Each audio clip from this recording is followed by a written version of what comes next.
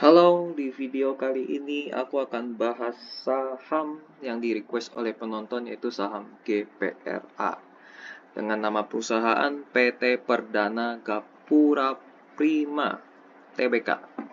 Jadi ini bergerak di bidang properti ya, pengembangan real estate dan kawan-kawannya ya, sejenisnya maksudnya. Ini websitenya by the way gapuraprima.com. Kalian bisa ngecek semua hal tentang Gapura Prima ini ya di websitenya di gapuraprima.com. Nih mereka ada jual apartemen, perumahan, office, villa dan kawan-kawannya ya. Di mereka ada harganya juga, ada detail harganya di websitenya. Jadi kalian langsung aja ngecek secara detail. Di sini ada produknya mereka. Ini media. Di sini ada profilnya mereka juga. Di sini juga ada laporan keuangan, laporan tahunan. Di laporan keuangannya ini dari tahun 2010. Tapi kalau laporan tahunan, ini mereka lebih lama lagi, di tahun 2008. Jadi kalian bisa ngecek dari tahun 2008.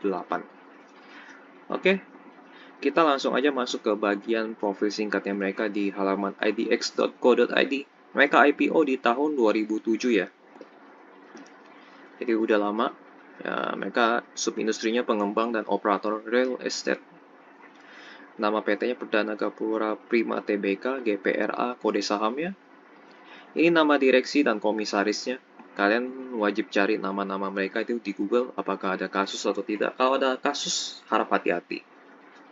Ya, dengan cara ketik nama mereka spasi kasus atau skandal. Kalau misalnya ada tercatat berarti itu harus hati-hati. Dan ini kita lihat komposisi pemegang saham.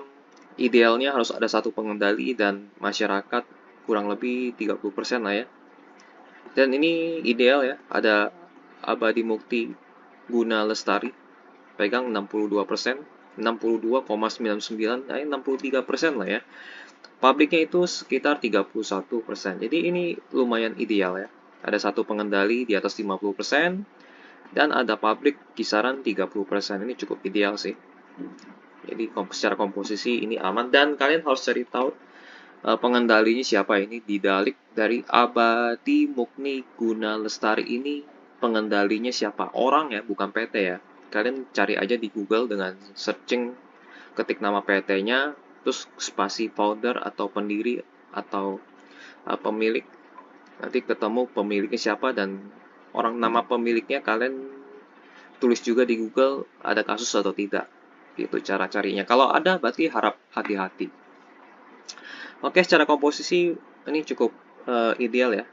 Kita langsung masuk ke bagian laporan keuangan. 31 Desember 2022. Jadi kuartal 4 sudah keluar semua ya.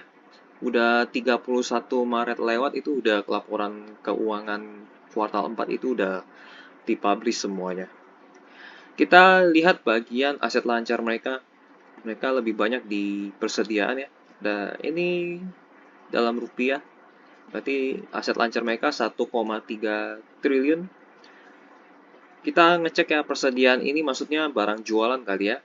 Ini di nomor 20 kita ngecek nomor 20 itu isinya barang jualan atau barang yang lagi dibangun. Kalau barang yang lagi dibangun atau tanah ya mereka jualannya agak susah. Uang cashnya susah cair maksudnya ya. Harusnya sih barang yang siap dijual. Ini malah tercatat utang jangka panjang. Utang bank jangka panjang, berarti nomornya salah. Nomornya salah, kita harus balik lagi. Aset lancar mana tadi? Nah ini dia. Nomor 7 berarti. Kita ngecek di nomor 7.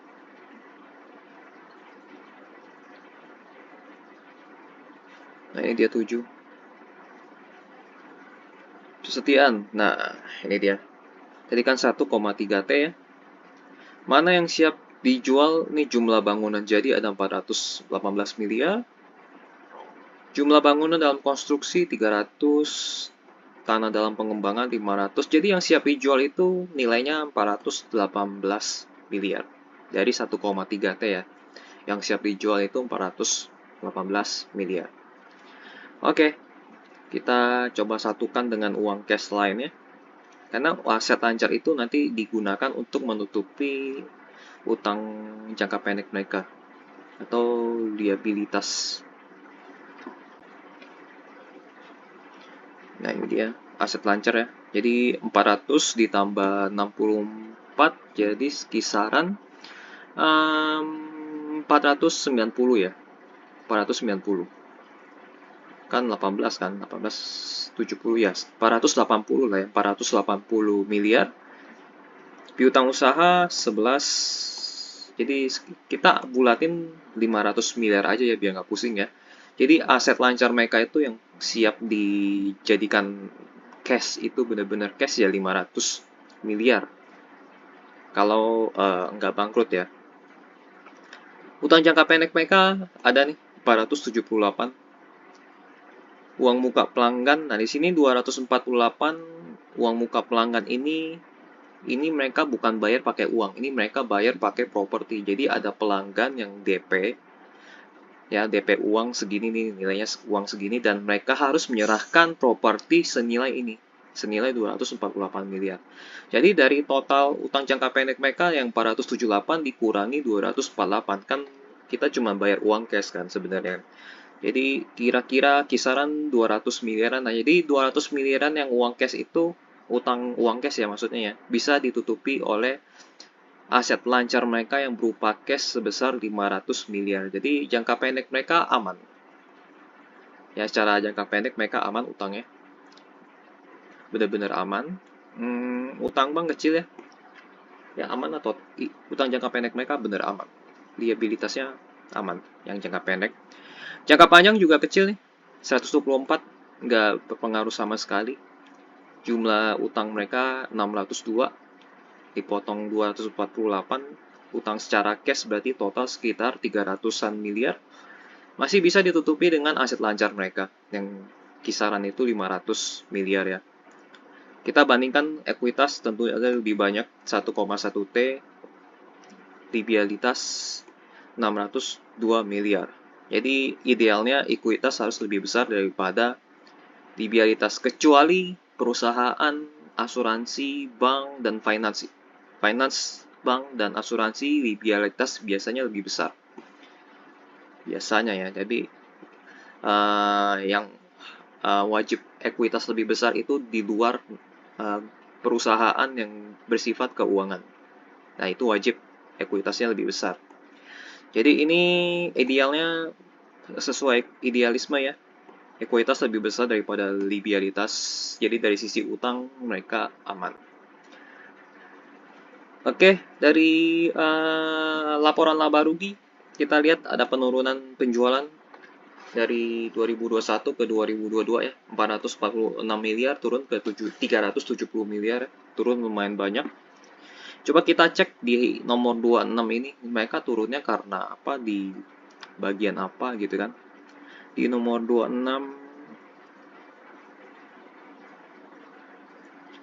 nah ini dia nomor 26.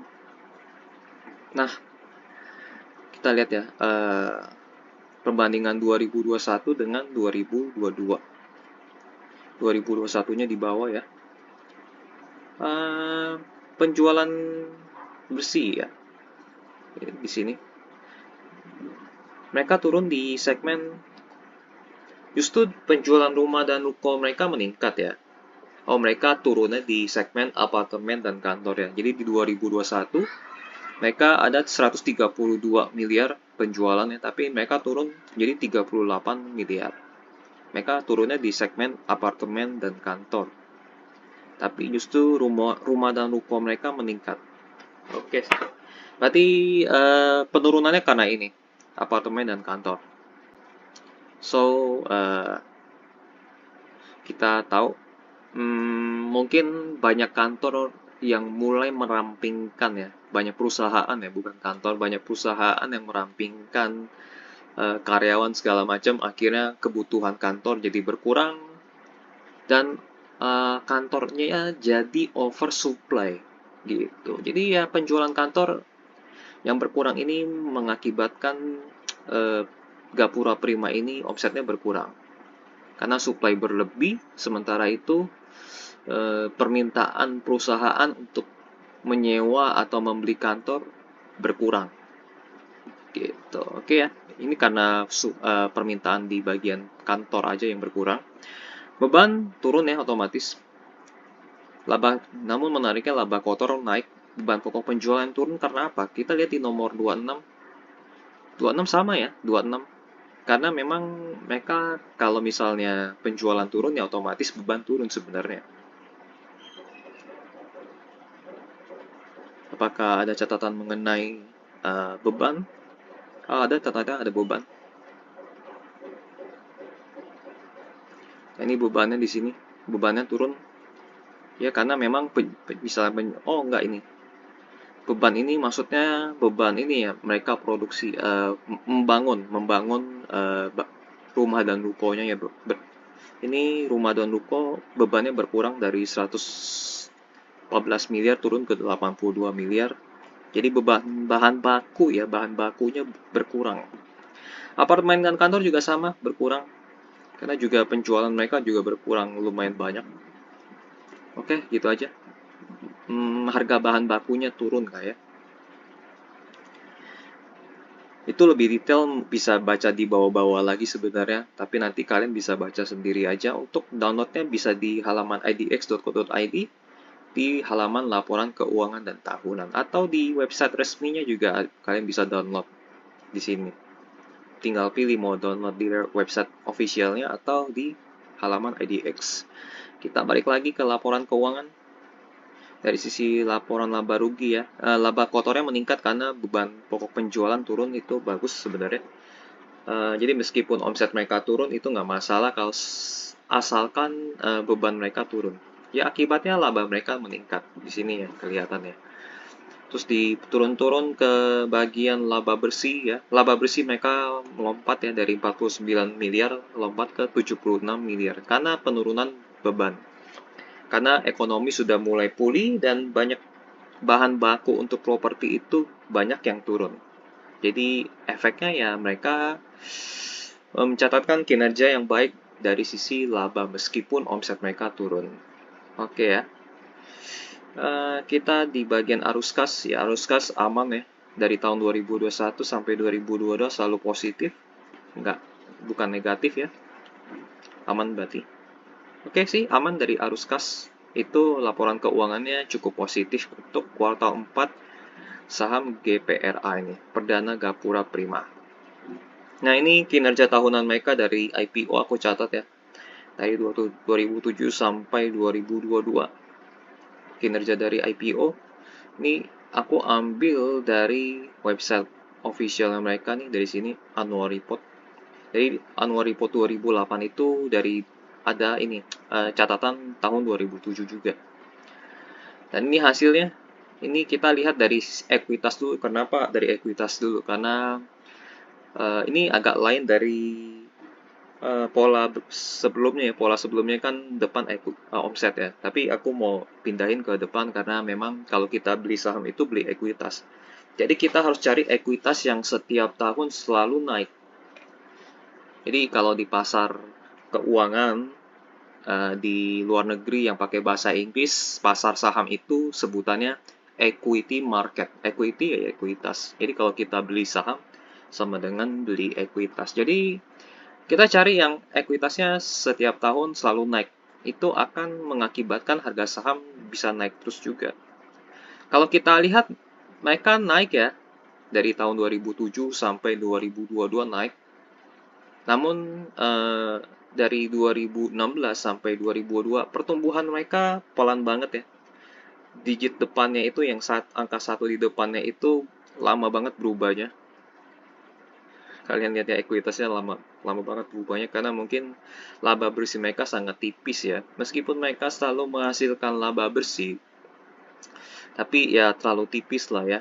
Margin laba bersihnya, akhirnya ekuitas mereka ya tumbuhnya pelan banget. Dari 2007 sampai 2016 itu tumbuhnya digit depannya bisa berubah cepat, namun pas masuk ke 1T, ekuitas mereka melambat. Ya karena terlalu besar ekuitas mereka dan sementara itu laba bersih mereka gitu-gitu aja. Padahal di tahun 2013 yang omsetnya 800 miliar, laba bersihnya 106 miliar. Tapi dengan omset 1T, laba bersih mereka di tahun 2022 hanya 76 miliar. Jadi ya naik turun laba bersihnya. Gitu ya, akibatnya ekuitasnya juga lambat dan pasti efeknya akan ke harga saham yang naiknya juga lambat. Gitu. Jadi carilah ekuitas yang naiknya cepet ya, kenceng. Yang digit depannya ini bertambahnya lumayan cepet. Nah, ekuitas bisa bertambah dari mana? Dari laba bersih. Ya, jadi kalau laba bersihnya kuat, nanti ekuitasnya naiknya cepat.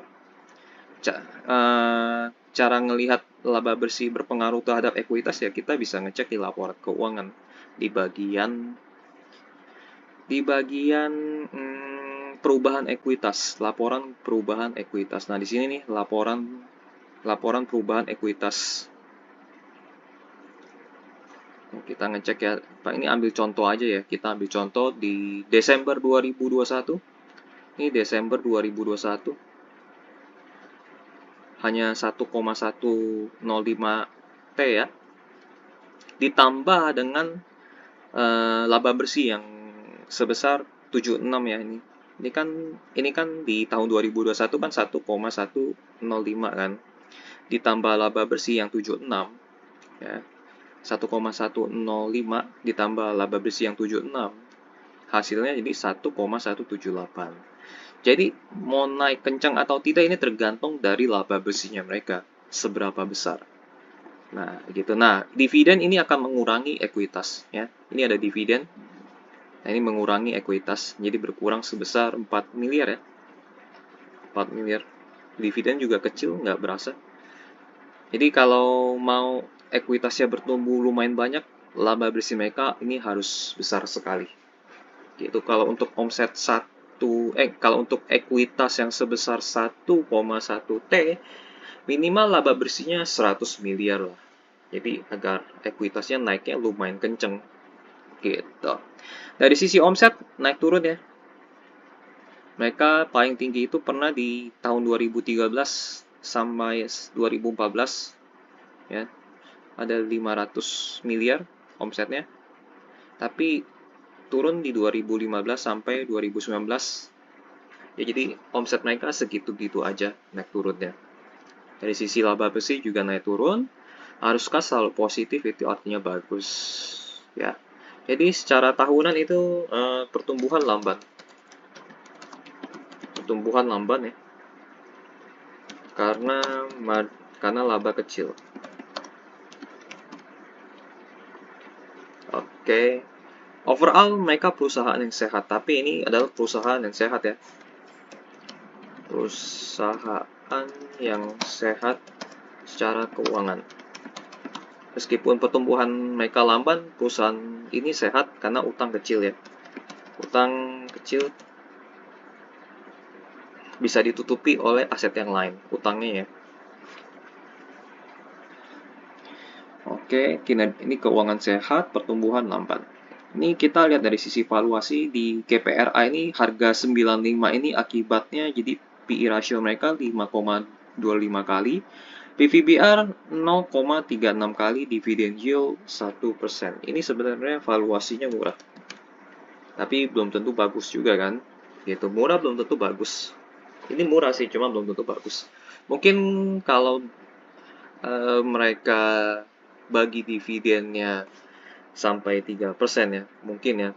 Kalau misalnya dividen mereka 3%, 3% dividen yieldnya ya, ini akan menarik. Tapi karena hanya 1% jadinya kurang menarik. Karena pertumbuhannya lambat. Kalau pertumbuhannya lambat, kalau misalnya dividen yieldnya 3% itu menarik. Tapi kalau pertumbuhannya lambat, dividennya kecil, ini jadi kurang menarik. Jadi murah aja nggak cukup loh kawan-kawan. Ini murah, tapi bagiku kurang cukup. Dividen yield pun harus tinggi juga. Dan pertumbuhan harus tinggi juga. Gitu. Ya. Oke, next. Ini paparan publik atau public expose atau presentasi dari perusahaan ke masyarakat ya secara publik. Mereka lakukan di 28 Juli di 2022. Ini mereka disclaimer ya. sepanjang tahun 2021 pandemi, oke. Tentang GPRA, ini mereka belum melakukan public expose, kemungkinan mereka akan lakukan public expose di bulan Juli nanti ya, Juni-Juli di tahun ini. Profile ya ini. Oke, keunggulan mereka. Ini sifatnya marketing, jadi kita lewatin aja. Tapi mungkin nggak apa-apa kalau kita baca sedikit ya. Sudah 35 tahun, memiliki reputasi, komitmen penuh terhadap penyelesaian proyek, diversifikasi portfolio ya. Jadi mereka nggak hanya rumah hunian aja, tapi ada properti, kantor, dan lain-lainnya. Mereka punya tim sendiri ya. Memiliki kredibilitas dan dukungan dari pihak ketiga seperti bank, kontraktor, dan lain-lain, berupaya menjadi pengembang terbaik ternama. Oke. Menjadi perusahaan terbuka ya di tahun 2007. Saat ini menjadi bagian pengembang ternama di Indonesia, Gapura. 30 proyek pengembangan dalam 3 dasawarsa. Oke. Nah, ini dia struktur korporasinya, siapa yang pegangnya. Ada yang paling banyak ini di Abadi Mukti Guna Lestari, 55%, Citra Abadi Kota Persada 7%, Mirai Aset Sekuritas 6%. Ternyata broker juga ikutan masuk sini ya. Publik 21%. Oke. Ini nggak tahu nih data mana yang terbaru antara ya di IDX atau dari presentasi mereka ya. Ini kan presentasi kan tanggal 21. Oh, ini per 31 Desember 2021 kan. Nah, apakah mana yang lebih update aku kurang tahu. Apakah yang di IDX atau yang di presentasinya mereka. Nah, ini anak-anak usaha mereka.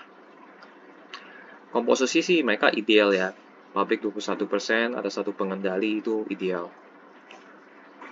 Oke, ini project-projectnya mereka ya. Struktur pendapatannya, development revenue, landed house, apartemen, hotel, komersial. Ini ada Metro Cilegon, Greenleaf Residence, Spring Garden, 8 Residence, Greenville, Pakuan Terrace, Beleza Permata Hijau, dan kawan-kawan. Ini banyak yang Beleza Suites, Horizon Serpong Hotel, Horizon Bufana Hotel dan Villa. Ini banyak banget.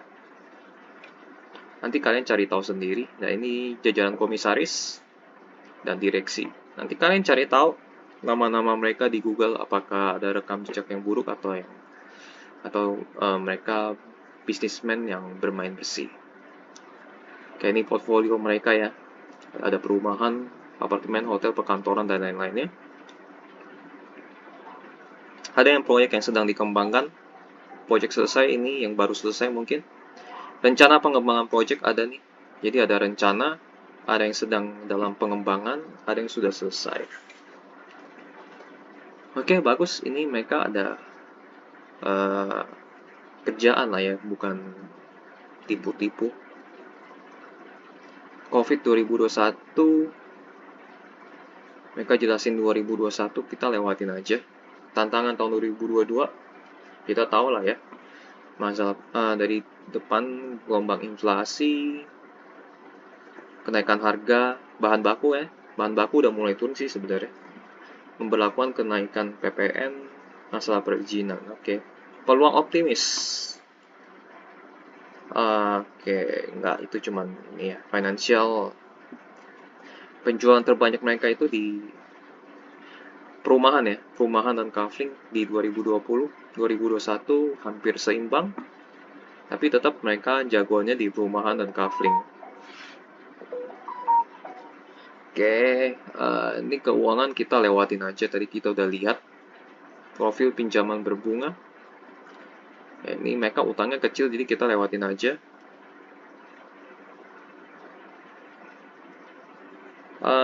GPRA Cover Research. Oke, ini hasil analisa dari Valburi ya, sekuritas. Rencana pengembangan proyek. Ini Pakuan Terrace di Bogor. Oke, rencana proyek mendatang, Gading One. Oke. Project dalam penyelesaian pengembangan. Ini banyak project yang dalam penyelesaian ya. Jadi mereka akan mendapatkan pendapatan di tahun-tahun mendatang juga. Hotel juga ada. Oke, sekian presentasi mereka ya. Jadi info menariknya paling tentang project yang mereka lakukan ya. Karena itu sumber pendapatan mereka. Kalau mereka nggak ada project ya berarti mereka nggak ada duit. Jadi info paling menarik ya hanya project mereka aja sih. Mana bagian project ya? Nah ini dia. Jadi project yang sedang dalam pengembangan dan rencana pengembangan project ini yang menjadi omset atau laba bersih di tahun-tahun mendatang. Gitu. Di tahun-tahun mendatang ya. Di tahun-tahun berikutnya. Itu dia. Ini. Kalau udah selesai semua ini lumayan. Oke, kita masuk ke tanya jawab ya. Setelah mereka presentasi, kita lihat tanya jawab dari publik ya atau masyarakat atau media. Pertanyaan pertama, bagaimana realisasi kinerja hingga semester 1? Apakah masih sesuai dengan ekspektasi perusahaan? Jadi mereka belum secara resmi ya. Tapi ini karena presentasinya telat, akhirnya mereka belum resmi ya. Kita lewatin aja. Lalu bagaimana proyeksi kinerja di sepanjang tahun ini? Lewatin aja, kita udah tahu. Bagaimana dengan rencana bisnis di sepanjang tahun ini? Pengembangan proyek dilakukan saat ini adalah pembangunan perumahan Pakuan teras ya, di lokasi di Bogor. Perumahan tersebut akan dibangun di lahan seluas 16.000 meter persegi di lokasi yang cukup strategis. Jadi ini ngomongin tahun ini maksudnya 2022 ya, bukan tahun 2023 ya. Karena ini presentasinya di tahun 2022 dan di bulan Juli. Oke, kita lewatin aja. Pertanyaan berikut. Oke. Bagaimana optimisme perseroan terhadap bisnis properti saat ini? Saat ini ya, waktu tahun 2022 kemarin, mereka bilang optimis ya, pertumbuhan sekitar 10-15% dibandingkan 2021. Ini maksudnya pertumbuhan omset atau pertumbuhan apa ini? Tadi kita lihat omset mereka turun ya. Mungkin kalau pertumbuhan laba iya mungkin, cuman kalau omset kayaknya enggak ya. Kita lewatin aja, mereka minta pertumbuhan tapi nggak tahu pertumbuhan apa ya. Padahal optimisme perusahaan terhadap bisnis properti saat ini berarti saat itu ya 2022 ya. Jadi kalau dia tanya tentang 2022 kita lewatin aja ya. Aspek yang membuat optimis pada tahun 2022 adalah karena kebutuhan hunian terus bertambah. Kebutuhan ada, cuman duitnya nggak ada. Benar gak teman-teman?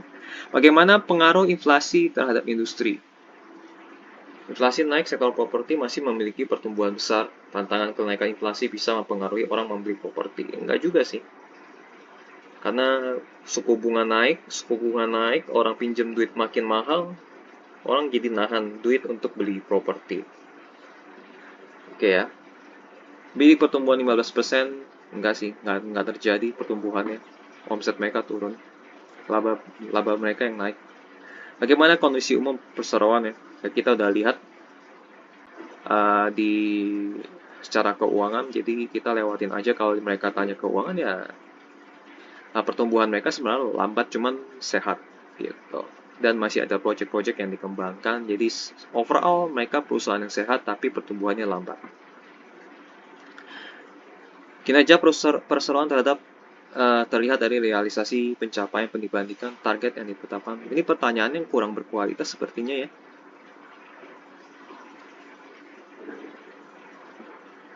Lewatin aja. Udah gitu aja, pertanyaannya kurang bagus. Public expose-nya. Oke, kita lanjut ya. Kita lanjut. Tanya jawab udah, kita masuk ke bagian harga saham historicalnya mereka dari tahun 2007. Dari mereka IPO itu harganya sekitar 300-an. Tapi di harga saat ini mereka di harga 90-an. Turunnya lumayan banyak. Mereka sempat naik ya, sempat turun 80-an naik lagi. Mereka sempat stock split juga ya. Jadi kalau sebelum mereka stock split mungkin mereka harganya di kisaran ribuan ya sebelum stock split. Ini penjelasannya pemecahannya 1000 atau 1,3 banding 1 kali ya. Saya nggak tahu deh, mungkin teman-teman bisa bantu. Ini aku ngerti 1,33 atau 1333 banding 1. Kemungkinan 1,333 banding 1. Jadi pemecahannya berarti harga sebelumnya cuman kisaran ratusan ya. Kalau misalnya itu bukan 1000 ya. Kalau misalnya 1,3 banding 1. Oke, kita lihat di bagian 2010 ya, di harga sekitaran 80-an mereka lompat ke 300 itu karena apa? Dari tahun 2010 sampai tahun 2014. 2010 sampai 2014. Ya memang ada peningkatan ya. Ada peningkatan dari sisi ekuitas yang digit depannya berubah. Jadi makanya kalau misalnya ada ekuitas yang digit depannya berubah, ini ekuitas ya. 5, 6, 7, 8. Omset juga naik ya. Trennya naik. Laba bersih juga sama. Trennya naik. Ya otomatis harga sahamnya juga pasti akan naik. Namun ketika saat trennya sudah mulai turun ya kelihatannya dari 2013 sampai ke 2018 atau 2019 lah ya, omset mereka turun, ekuitas mereka mulai tersendat, laba bersih mereka pun kelihatan turun. Akhirnya yang harga 300 mereka ini turun juga. Jadi ketika kinerja ekuitas, omset, dan laba bersih mereka kelihatan stagnan atau turun, harga saham pasti turun. Gitu. Jadi cara pilihnya gampang sebenarnya. Kalian tinggal pilih ekuitas, omset, dan laba bersih. Kalian catat secara tahunan. Kalau misalnya masih dalam tren pertumbuhan dari 3 titik penting ini, ekuitas, omset, dan laba bersih, ekuitasnya naiknya lumayan banyak, digit depannya selalu berubah. Ekuitas omsetnya naiknya lumayan banyak, laba bersihnya juga naiknya lumayan banyak setiap tahun. Ini pasti harga saham akan naik terus. Nah, sekarang di posisi di sini ya, 2020 sampai 2022 setelah pandemi, bagaimana?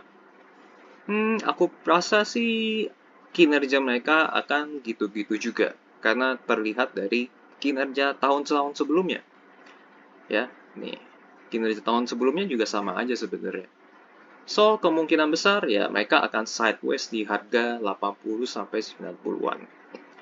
Ini kinerja 1 tahun mereka ke belakang ya, sempat naik karena mungkin ada informasi atau berita mengenai pemulihan ekonomi ya setelah pandemi selesai. Nah, di sini ada. Jadi mereka sempat naik karena memang valuasi mereka juga kemurahan. Kalau misalnya mereka di harga 70-80, ini bisa PVBR-nya cuma 1 kali atau 2 kali. Dan dengan kinerja perusahaan yang sehat, dengan PVBR yang cuma 0,1 atau 0,2 itu benar-benar kemurahan. Jadi harganya dinaikin gitu. Oke, jadi harganya naik ya. Di harga 70 bahkan 70-80 itu PVBR-nya mungkin sekitar 2 komaan ya, 0,2-an. Itu kecil, itu murah banget sih. Dengan kinerja perusahaan yang sehat ini ya, ini sehat nih. Ini sebenarnya nggak boleh PVB-nya 2 atau 3 ya sebenarnya. Masih bisa naik lagi kan tergantung kinerja. Harus ada lompatan dari sisi ekuitas, omset, dan laba bersih baru bisa naik. Oke, dividen juga mereka kadang-kadang bagi, kadang-kadang enggak. Dan itu yield-nya juga kecil ya, sekitar 0, sekian sampai 1, sekian. Jadi kurang menarik dividennya. Ini berita-berita mengenai GPRA ya. Ini ada strategi perdana Gapura Prima, ekspansi proyek hunian dan tambah land bank. Ini berita yang menarik, ini mereka tambah land bank. Ada ekspansi proyek hunian dan tambah land bank. Dan sisanya nanti kalian baca sendiri di kontan.co.id, ketik kode sahamnya aja, langsung muncul berita begini-begini. Selama ada mereka tambah land bank dan proyek hunian, itu artinya prospek mereka bagus. Kita masuk ke bagian kesimpulan prospek. Masih banyak project yang berjalan dan akan menambah pemasukan ke perusahaan. Ada land bank tambahan ya, rencana menambah pasokan tanah untuk dijual atau dibangun. Ini bagus artinya ya, ada rencana penambahan pasokan tanah, itu artinya bagus. Land bank tadi ya, nah ini tambah land bank nih. Oke sih, ini prospeknya oke ke depannya. Secara keuangan perusahaan sehat ya, sehat. Utang masih bisa dibayar dengan aset lancar. Total utang ya. Pertumbuhan kinerja omset, laba bersih dan ekuitas lamban ya. Lamban atau kurang menarik. Valuasi murah. Dividennya kadang-kadang kurang menarik karena yieldnya kecil. Nah, investasi, nah ini dia. Untuk jangka panjang boleh lah ya, karena perusahaan sehat. Boleh karena perusahaan sehat dan ada rencana tambah land bank itu atau pasokan tanah ya, persediaan tanah. Artinya mereka masih mau berbisnis dalam jangka panjang. Ini bagus. Tapi kalau untuk lebih detailnya kita coba baca ini ya, baca lebih detailnya. Membeberkan GPRA memiliki 8 project ya. Ini banyak nih projectnya mereka, jadi jangka panjang oke banget mereka. Menyiapkan 2 project pengembangan baru. Terus soal land bank, didukung juga oleh land bank seluas 200 hektar di Bogor. Soal penambahan land bank nih, portfolio project dan land bank dimiliki bisa menopang kinerja dalam 10 tahun hingga 15 tahun ke depan nih. Ya. Belum termasuk tambahan land bank. Sebagai developer kami akan terus mencari lahan baru. Jadi belum ada land bank baru, tapi mereka lagi cari ya. Ini janji mereka ya, lagi mencari lahan baru. Tapi secara rinci mereka belum kasih informasi ya. Hanya saja dia memberikan bocoran ekspansi project dan land bank GPRA masih akan diarahkan wilayah Jabodetabek dan sekitarnya. Oke, itu ya. Nanti kalian baca sendiri di kontan.id. Jadi kenapa untuk jangka panjang boleh, karena perusahaan keuangannya sehat ya, dan ada rencana tambah land bank, project yang berjalan masih 10-15 tahun ke depan. Tapi hanya gunakan modal yang sedikit karena kemungkinan kenaikan harga saham lamban. Kenapa bisa lamban? Karena ini pertumbuhan ekuitas, omset dan laba bersih mereka itu cukup pelan. Labanya kecil sih lebih tepatnya. Karena labanya kecil, ini mereka agak sulit untuk harga sahamnya naik. Mereka jadi harus perkuat dari sisi laba, omsetnya harus dinaikin. Nah, ini baru bisa mendorong pertumbuhan ekuitasnya lumayan banyak dan harga sahamnya semoga bisa naik. Dengan valuasi yang masih murah, kalau laba bersihnya bisa di atas 100 miliar, ini bisa, mungkin harga sahamnya bisa naik. Jadi kita tunggu aja di 2023 bisa 100 miliar atau enggak. Ya, coba aja minimal 100 miliar lah ya. Dengan laba bersih 100 miliar dan valuasi yang masih murah, ini pasti bisa naik. Jadi bolehlah untuk jangka panjang ya. Jangka pendek boleh ya. Valuasi masih murah.